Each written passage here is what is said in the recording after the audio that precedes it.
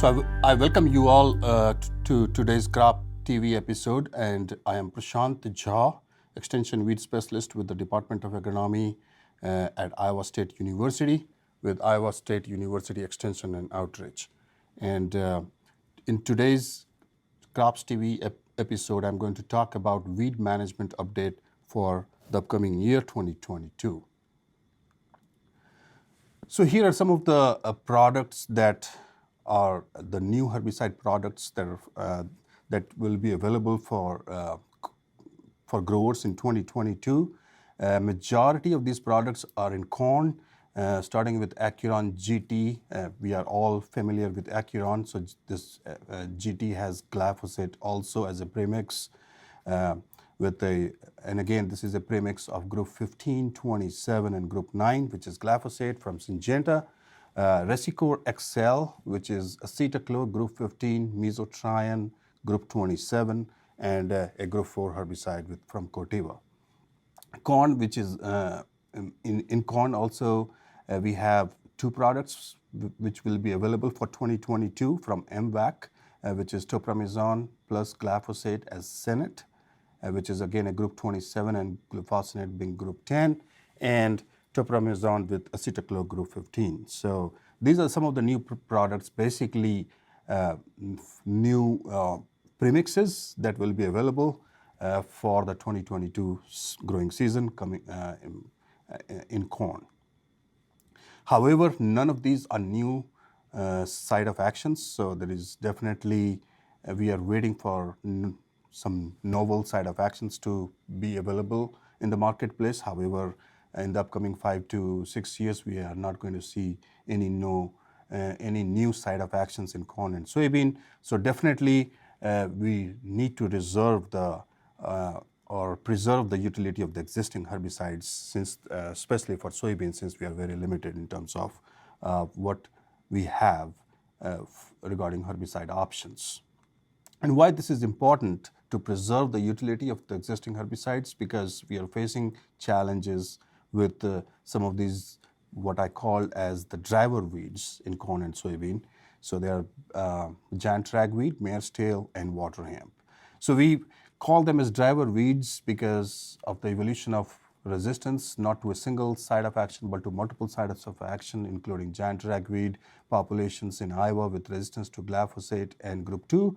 Mare's tail, we have populations pretty widespread with resistance to glyphosate and group 2, and also some atrazine. Water hemp is a major problem for the corn and soybean across the Midwest and here in Iowa, and it has developed resistance to group 2, group 4 herbicides, synthetic auxins, 2,4-D and dicamba. Resistant water hemp recently reported from Illinois. Triazine-resistant water hemp, group 5, and glyphosate-resistant water hemp is also very widespread. We do have in the Midwest soybean, group 14 resistant water hemp and group 15 resistant water hemp has also been reported in Illinois in the same population that is resistant to group 27, the mesotrione, callisto, and topramezone and all those products. So overall, we are in a situation with water hemp with 7-way multiple herbicide-resistant populations that has been reported in the Midwest. Coming to the Iowa situation here, we conducted a survey in 2019 and 20, which was a statewide random survey of corn and soybean fields. And those populations were grown in the greenhouse and screened with different herbicides, with 8 different herbicides, including 2,4-D, dicamba, and glufosinate. And as you can see, the distribution of multiple resistant, we are seeing an increase in the multiple resistant water hemp populations all the way up to 5-way resistant. And those populations are even surviving 4x rate, which is 4 times the field use rate.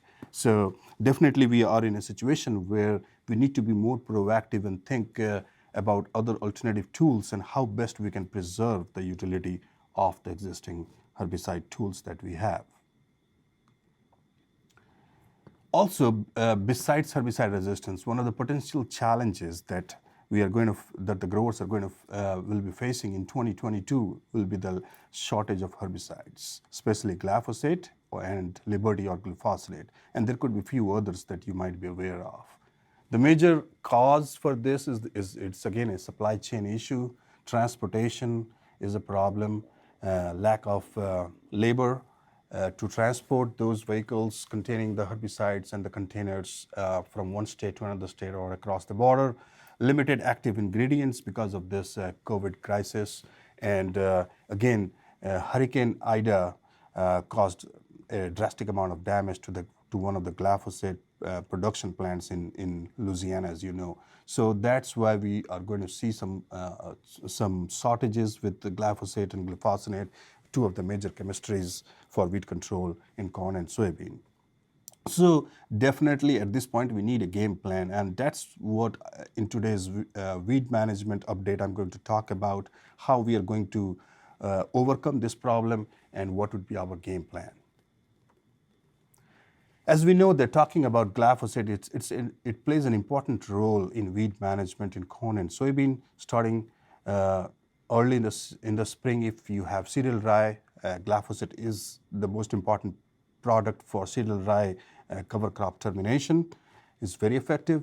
It's very effective product for no-till burn down in corn and soybean, and also for post-weed control, except for those three weed species like predominantly water hemp and mare's tail that have developed resistance to glyphosate, and it is pretty widespread right now.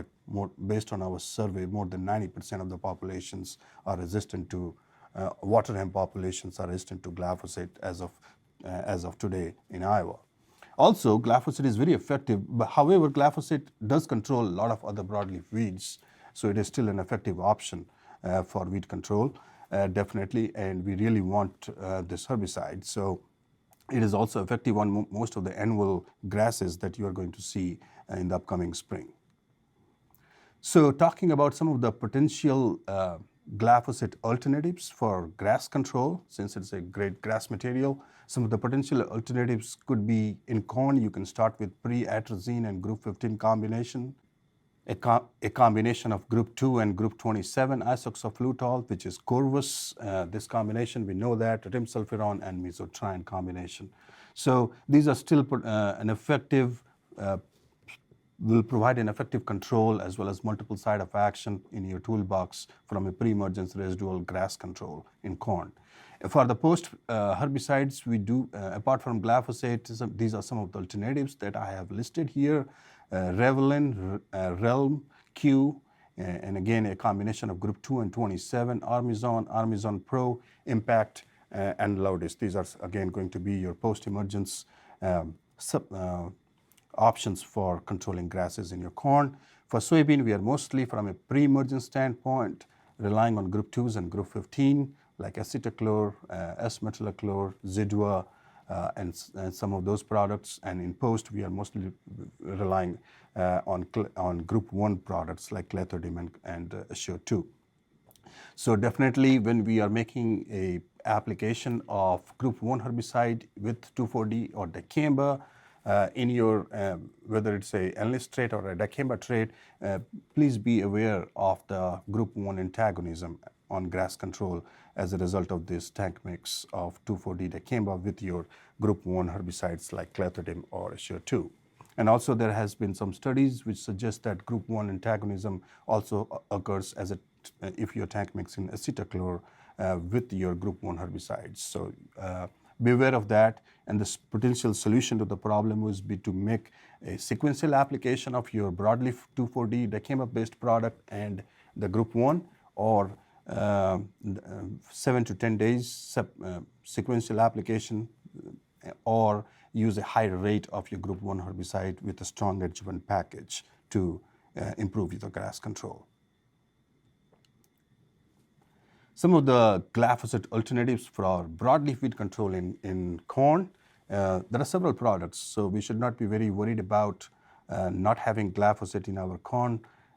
Maybe we can reserve it for 1 pass instead of two passes, because in the first pass we can use Acuron for broadleaf weed control, Lumax and Resicor, and some of these products. Just wanted to list these these products here to give you an idea of what kind of site of actions you will use, what kind of active ingredients you are going to use. And again, with Resicor or Verdict, you can always add atrazine to enhance the residual weed control.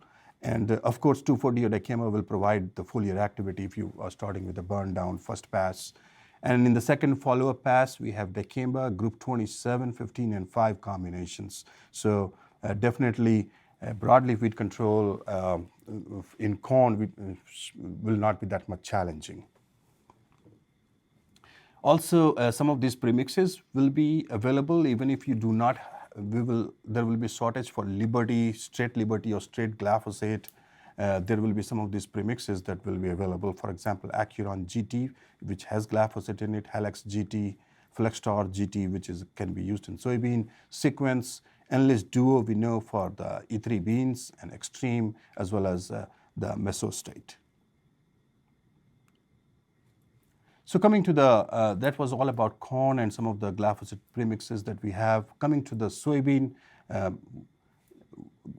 talking about the spring burn down programs in nodal spring burn down programs, what could be the possible alternatives for glyphosate as a part of the burn down program. So definitely you can use paraquat plus S-metolachlor. So this S-metolachlor is going to provide you some residual activity. Paraquat metribuzin would be an excellent combination with some S-metolachlor or acetochlor group 15 herbicide. So 2,4-D and flumioxazine, which is Valor, again an excellent combination. You are seeing that almost like more than 90% control of mare's tail, and also some other broadleaf weeds. Some other potential options could be saflufenicil, which is sharpened with 2,4-D and metribuzin, an excellent combination where you're getting a good spring burn down without having to use glyphosate in that particular burn down pass, and then maybe save that glyphosate or stretch that glyphosate over many acres later on. Metribuzin and flumioxazine, these are again excellent products, group 15 products also from a residual standpoint. Definitely we need to have that in our weed management program. So as I said, like in our soybean, pre-residual programs will serve as the foundation if you're talking about weed management options in coming to 2022, because we really want to reduce the risk of early season yield loss as a result of the weed pressure. Also, if you have a strong pre-emergence residual program, there will be greater flexibility in post-application timings, and again, less dependence on your post-applications because you have more better long residual activity going on during the growing season, and also less risk of resistance as we have seen with these pre-residual products as compared to the post-herbicides like glyphosate, 2,4-D or Dicamba. Also, overall, this is an important best management strategy to reduce the weed seed bank over time. So talking about some of the pre-emergence residual herbicides, what kind of strategy would we utilize? So this graph here shows the number of days until water hemp will be 4-inch tall, ready to be applied with the post-emergence application. Okay, so these are number of days until 4-inch water hemp after you apply the pre-herbicides. So that's what is in the y-axis. Or on the x-axis, I have listed some of the pre-emergence herbicides. And again, this data is based on our multiple years of trials, herbicide efficacy trials, looking at some of these products here at Iowa State. The green bar represents the non-treated. So if there is no residual herbicide going on within 10 days, it will take 10 days for water hemp to grow 4 inches tall. When you are using a residual product like Duol, which is S-metolachlor, Sencor, metribuzin, and we are delaying that window, and it will take probably 20 to 25 days. So we are getting more flexibility in terms of more number of days before we apply our post-herbicide. So that's a win-win situation. When you are tank mixing these products like Duol and Sencor together, which is in boundary, we are even giving ourselves even more time and flexibility. So now water hemp is going to take 30 days after the application of boundary to reach that 4 inches tall when it is ready to be applied with the post-herbicide. Zidua Authority and Valor, these are again excellent products. Zidua is a group 15 Authority and Valor group 14, excellent pre-emergence herbicide products. It will definitely elongate the length of the weed control before water hemp starts emerging and reaches that 4-inch height when you are applying your post. When you are combining some of these products like Authority and Valor or Zidua together in some of these premixes or tank mixes like Authority Supreme and Fierce, now we are giving ourselves 35 to 36 days or a little less than 40 days now as compared to 5 or 10 days in non-treated situation, as you can see, where the water hemp is going to be the period of control of water hemp from a residual standpoint. So definitely the recommendation is to select a very strong residual program with multiple sites of action as a part of your weed management program coming to 2022 spring. Overlapping soil residual herbicides are going to be a key and foundation of the weed management program, regardless of when we talk about herbicide resistance or we talk about herbicide shortage like shortage in Liberty or glyphosate. Again, this should be the strategy of your weed management program. We have in our soil residual pre-herbicides for soybean, Group 3, Group 5 metribuzin, Group 14 sulfentrazone, and which is in Authority, as well as Valor, which is flumioxazine combinations. I have talked about some of those in the previous slide, and you also have Group 15. However, I will definitely use a tank mix with Group 15. I will not solely rely on Group 15 for both pre and residual post application because of the evolution of herbicide resistance to Group 15. As I said, like Group 15 resistant water hemp has already been reported in Illinois, so really we want to save that chemistry. So overall, the intent of this is to extend that residual activity during the growing season until the soybean canopy closure occurs, because some of these weeds like water hemp, it has an extended emergence period. You really want to take advantage of the long residual activity so that the soybean canopy closure happens, and then you have greater flexibility also in the application of your post timing. Also, with this strategy of a layered residual program, you're reducing the risk of exposure to the low rates during the growing season for that particular residual herbicide, thereby managing herbicide resistance. Talking about soybean canopy closure, today in this weed management update, I'm going to also talk about how best we can utilize soybean canopy closure to suppress weeds and reduce sole reliance on herbicides. So from a soybean weed control program, I've given some of the options in pre's for grass control, for broadleaf control, but coming to some of the post-herbicide programs, again, it is going to depend what kind of trait you have from last year or what you got from this year. And we have Enlist E3 beans available. We have Roundup Ready Extend and Extend Flex, which is a combination, which is a three-way triple stack, a combination of Dicamba, glyphosate, and glufosinate. And Enlist 3 has 2,4-D formulation, 2,4-D choline, glyphosate, and Liberty. We have Liberty Link GT27 also commercially available, and of course, Roundup or Liberty Link is already there. So it all depends what kind of trait you have and how, but the key would be to use an effective soil residual herbicide program, since we have very limited options other than Liberty, glyphosate, or 2,4-D and Dicamba. So PPO herbicides will be an option as well. So here I am showing you a 2-pass herbicide program versus a 1-pass. On the left-hand side, you see a 1-pass program with a Group 4 Enlist 1 at 32 ounces and Liberty only program. You can see the water hemp control here. That's what I'm showing. The red line indicates 95% control. That's what we need for our post-herbicide program, pre and post-herbicide program, more than 95% up to 99% control of water hemp, because we don't want any survivors during the growing season. So definitely with a single post-only program, we are not going to achieve that. However, with the pre followed by post program and some of the herbicide group numbers that we can use include Group 5, 15, 5 is metribuzin, Group 15 acetochlor, metolachlor, Zidua, and again a layered soil residual program with your post herbicide Enlist and Liberty.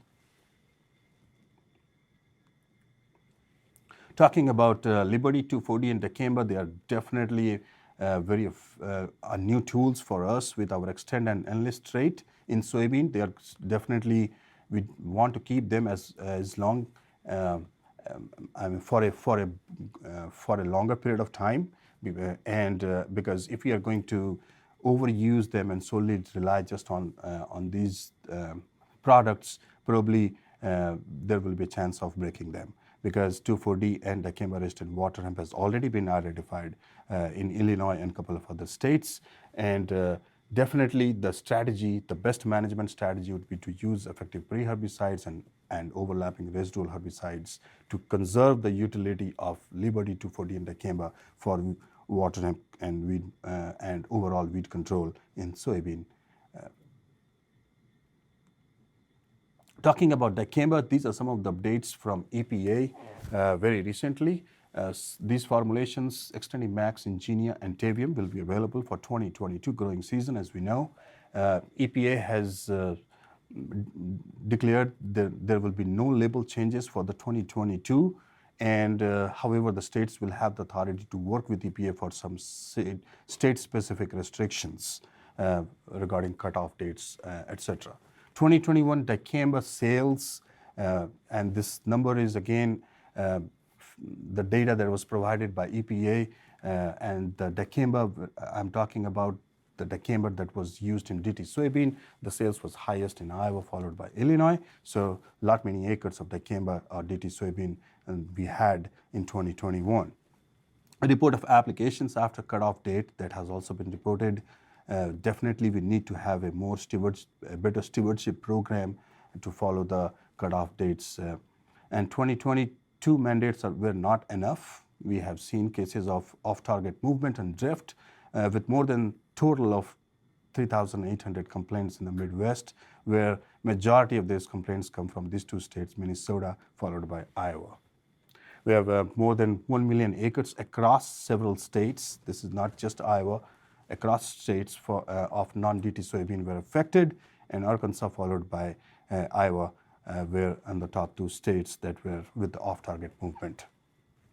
And several acres, several thousand acres of off-target movement on non-target species as well reported across the states. So we have seen that the number of reported cases that I'm talking here and what EPA has is definitely less than 10% of the original number of happenings that's what EPA has reported. So overall with Dicamba, there will be no label changes for 2022 for Iowa as of now.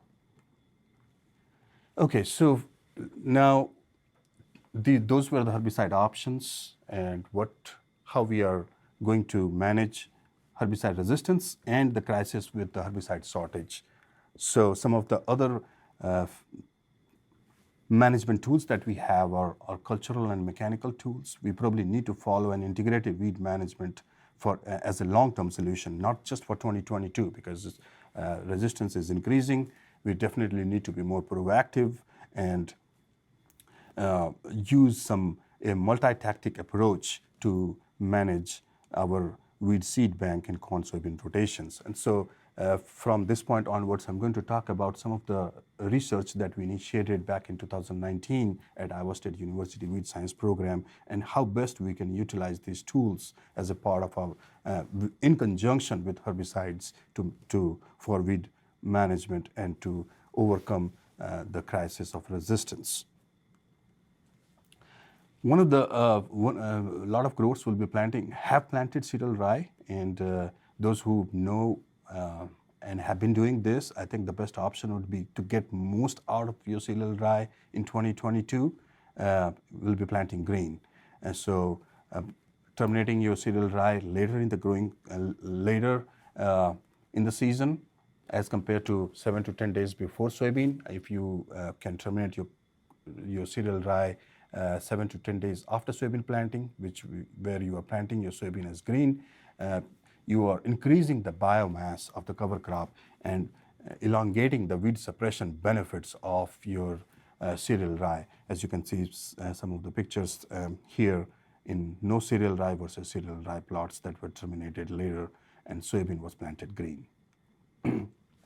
So when talking about termination of cereal rye, again, glyphosate is going to be in shortage. So what are the possible alternatives? And that is one of the questions that I have received from some of the growers. And here are some of the list. We can always use paraquat, a pretty good control. However, addition of paraquat and metribuzin, or like adding this triazine herbicide, metribuzin, as a part of your cereal rye termination, I mean, we are getting a very effective control, almost like 90%, same as glyphosate. Glufosinate, if you have for your soybeans, yeah, that is again provided 80% control, and there has been no antagonism or any other issues if you are tank mixing 2,4-D or dicamba with your glufosinate or Liberty for cereal rye cover crop termination. So these are some of the options apart from glyphosate that you probably should be using to stretch the use of glyphosate during the growing season and over several more acres based on whatever we have. So there has been some questions about some of these Group 1 products. So based on some of the research done across universities, some of these Group 1 products like clethodim or SHO2 quizalofop, it will not provide an adequate control or kill of your cereal rye. So your best option would be paraquat metribuzin both from a burn down standpoint, as well as metribuzin will provide some residual activity definitely going into the growing season in soybean. Late terminated cover crop is definitely the path to go if you are familiar with this and planting green situation. And as some of the research that we did, we are definitely optimizing the herbicide use. You can potentially reduce the number of passes, less burden on your post-emergence program. So on your left-hand side, you see the picture of no cover crop where Liberty was applied post only. So again, a lot of mare's tail and water hemp. When we have early terminated cover crop where the cover crop was terminated 7 days before soybean planting, we definitely see a great benefit in terms of control of mare's tail. We see a day and night difference there. No mare's tail in those plots, or very less mare's tail, I would say, with a single post Liberty only program. When you're using a single post Liberty only program with your late terminated cover crop, which was terminated 12 days after soybean planting, we are definitely getting a greater amount of biomass and extended weed suppression from that cover crop biomass. Here is some of the data looking at the cover crop termination timing. The CC represents cover crop, NCC represents no cover crop, and these are the two termination timings where we terminated our cereal rye cover crop 7 days before soybean planting and 10 to 12 days after soybean planting. And this is a data pooled across multiple location trials that were conducted in central Iowa here in 2021. On the y-axis, you are seeing the mare's tail biomass in pounds per acre at 1 week and at 5 weeks. So at 5 weeks after planting, if you see that arrow, that's where we applied our post-emergence herbicide application. So pretty evident from this data, both at both the evaluation dates 1 and 5 weeks after planting of soybean, in no cover crop had less biomass. The plots with cover crop had less mare's tail biomass as compared to no cover crop situation. And again, you can see that with delayed termination at the time of post-emergence application at 5 weeks after planting, the dark blue bar, we are seeing a further reduction as compared to the early termination timing in terms of the mare's tail biomass. So you are looking at mare's tail plants because of that residue from the cover crop. You are seeing a greater suppression, reduction in the size and biomass at the time of the post application. Similar results with water hemp, again a great benefit in terms of delaying the termination timing. As you can see, at 10 weeks after planting, and again water hemp emerges over a longer period of time. This is one of the pictures taken from a delayed termination cover crop soybean planted green. You can see the amount of residue still there. several weeks after soybean planting, and the very less water hemp pressure in those plots as compared to no cover crop or early terminated plots. Looking at what kind of what kind of herbicide program and how the herbicides are going to interact with your cover crop.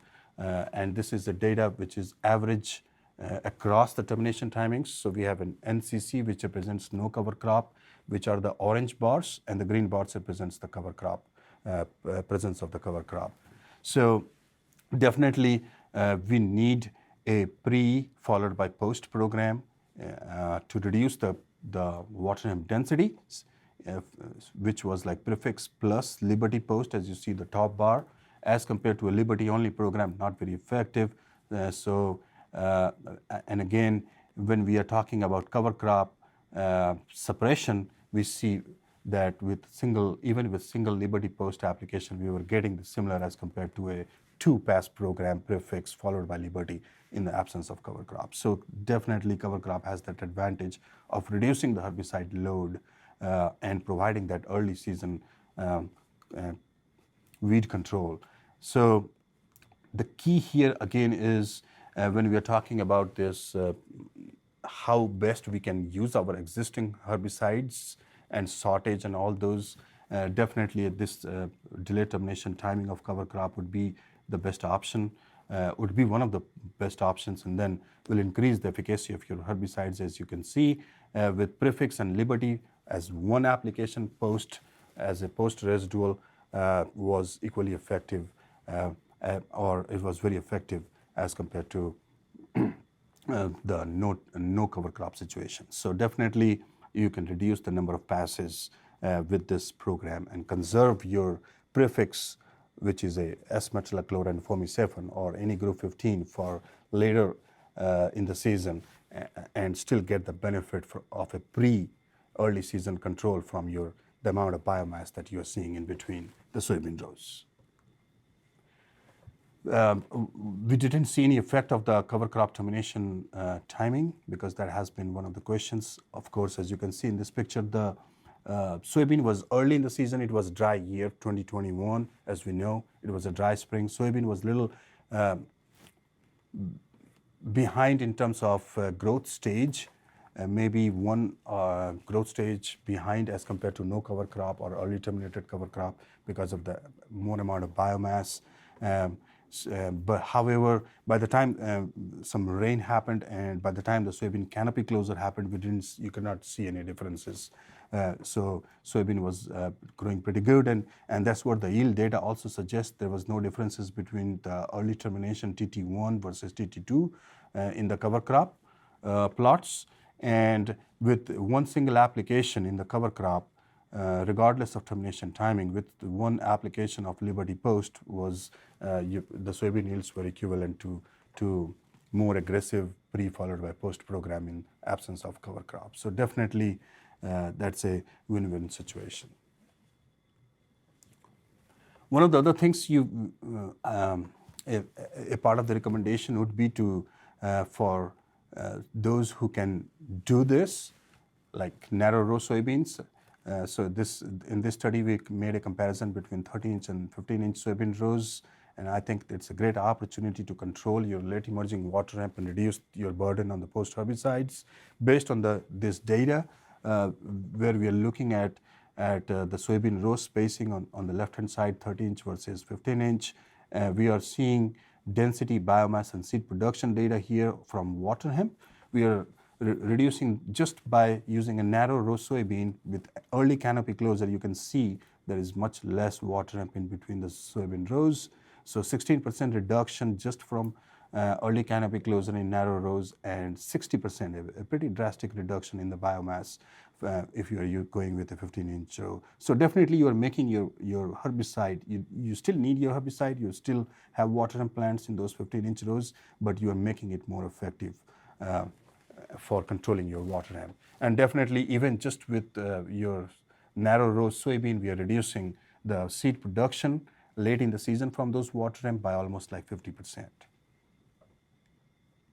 So if you're combining the strategies of cereal rye with narrow row, I think it will be a win-win situation, especially for 2022 and moving forward as well, making your herbicides more effective, whatever you have, and getting more effective control, in-season control of water hemp at the end of the season.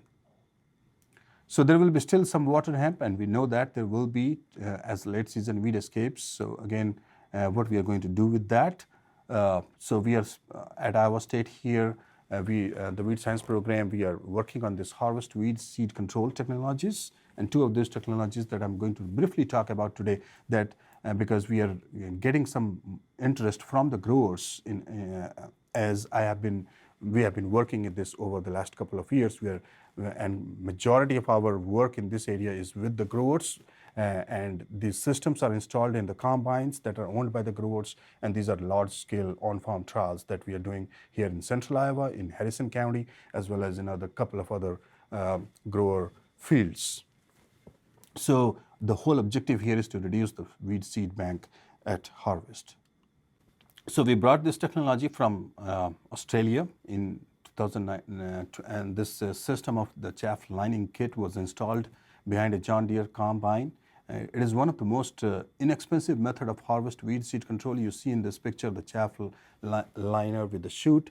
So there is a baffle that goes in the combine that separates the straw from the chaff, and all the straw is still exiting out of the straw chopper. However, at the bottom, with that chute, you are seeing all the chaff coming out, and majority of the weed seeds are within that chaff that gets sieved through inside the combine. So that's how we capture those and lay them in a narrow windrow. This technology is pretty easy to install. It cost us probably around $6,500 to get this equipment shipped, and a pretty easy hookup with the combine. No major modifications that we need to do with the combine. And again, this was attached to a John Deere S660 combine here in Central Iowa, nearby Gilbert. So we tested that in 2022 and 2020, and then also did further testing this year in 2021. And these were some of the experiments that were conducted in grower fields here in Central Iowa with water hemp infestation. We know these fields had infestation of glyphosate and group 2 and other water hemp resistance. So you see that patch of water hemp still there at the time of harvesting soybean, and on the right hand side, that's how we have laid the chaff line, which is at the center of the 35-foot header width of the combine. That's where all the weed seeds are. And we were basically quantifying the amount of weed seeds that can be concentrated within those chaff lines that are at the center of the 35-foot header width. In the fall, those soybean chaff lines were 18 to 22 inches wide and by 6 to 8 inches deep. But over the winter, coming to the next year, there was definitely reduction in the depth of the chaff lines. Here, this data suggests that more than 99% of the weed seeds we were able to capture within those chaff lines from that whole 35-foot harvest width. So as you can see, 35,000 seeds of water hemp captured inside the chaff line versus only 200 seeds outside. So we are definitely reducing the spread of resistant weed seeds by more than 20-fold if you talk about on a per acre basis by concentrating those chaff in narrow bands. So we planted, so that was 2020 harvest, and then we planted some of those fields to soybean next year in 2021, and you can see the chaff line right there and outside the chaff line area. And we saw a lot of emergence, as you'd expect, because we're concentrating a huge amount of water hemp within those chaff lines. And definitely we are working on how effectively we can manage those chaff lines over the subsequent growing seasons. We planted some of those fields with corn as a soybean corn rotation. You see the chaff line inside and outside the chaff line water hemp. This is one of the things that I'm going to talk about very soon. So this is the amount of water hemp pressure that we are seeing at the time of post-herbicide application, whether you're applying glyphosate or Liberty or any other post in your corn. This is again the picture of the study that was conducted from soybean coming to corn, and we were also monitoring the temperature and moisture and other aspects inside those chaff lines, because with that amount of residue, we'd expect that more microbial decay and more predation would happen in the fall, as resulting in greater reductions also from of the weed seeds within those chaff lines. So in the corn phase of our rotation, we had established these subplots within the chaff line and outside the chaff line in each plot, and our herbicide programs were untreated check, where we didn't apply any herbicides, a standard comparison. And then we had Acuron applied as pre-only program, and an Acuron followed by Helix GT with Liberty, a full post program, pre followed by post. Banded means the herbicide was applied just on the chaff line, not outside the chaff line within that plot, and the broadcast where it was applied throughout the whole plot. Acuron followed by Helix GT and Liberty. So this is some of the data here. We are looking at the interaction of the soybean chaff line and herbicide interactions. On the graph, you are seeing that with the untreated check, where we are not applying any herbicides, we see a delayed emergence of water hemp. As you can see here, the proportion of water hemp emergence on the y-axis, we see a delayed emergence as indicated by the red line compared to the outside the chaff. At the same time, when we are applying a pre-emergence herbicide, Acuron, we are seeing a further delay in the emergence of water hemp in the chaff line compared to outside, inside the chaff line versus outside. So definitely a win-win situation there. On the right-hand side, we are seeing some of the data here. After application of the herbicide as pre, followed by our herbicide programs, pre followed by banded post, and pre followed by post within the chaff line and outside the chaff line. So this is water hemp density at 6 weeks after pre and 6 weeks after post. So definitely within the chaff line, in the absence of any herbicide, just the chaff line effect, we are seeing greater emergence of water hemp. Water hemp density was definitely higher because all the weed seeds, water hemp seeds, were concentrated in the chaff line. So, however, if you see a drastic reduction in the water hemp density outside the chaff line, so only 40 as compared to 123 inside the chaff line. Later in the growing season, at 6 weeks after the post application, we are seeing more water hemp coming in the chaff line, which is quite expected. However, not a significant increase from 40 to only 52. Not a significant increase overall outside, because we have concentrated everything within the chaff line. So definitely reducing the density of water hemp on an area basis.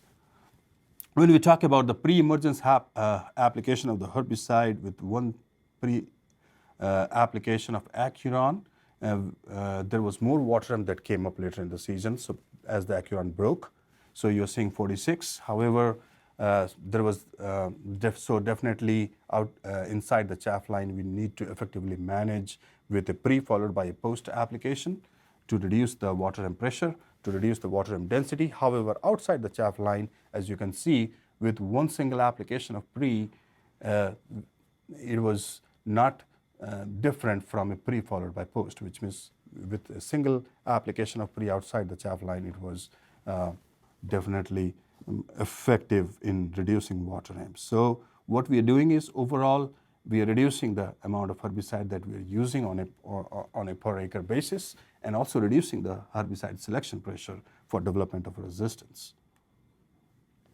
Looking at the water hemp biomass, and again, I don't want to go into the details, but one of the interesting things that we found here inside the chaff line versus outside the chaff line, that water hemp T90 represents the number of days it took for water hemp to achieve 90% of the biomass. It took a more number of days inside the chaff line versus outside.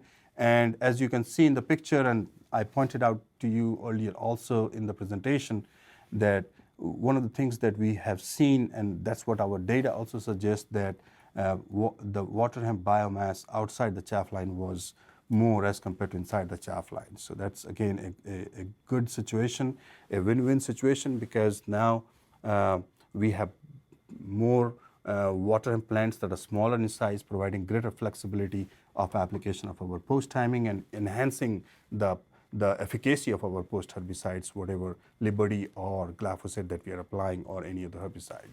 So these are definitely complementary strategies to manage the weed seed bank and to improve your herbicide efficacy.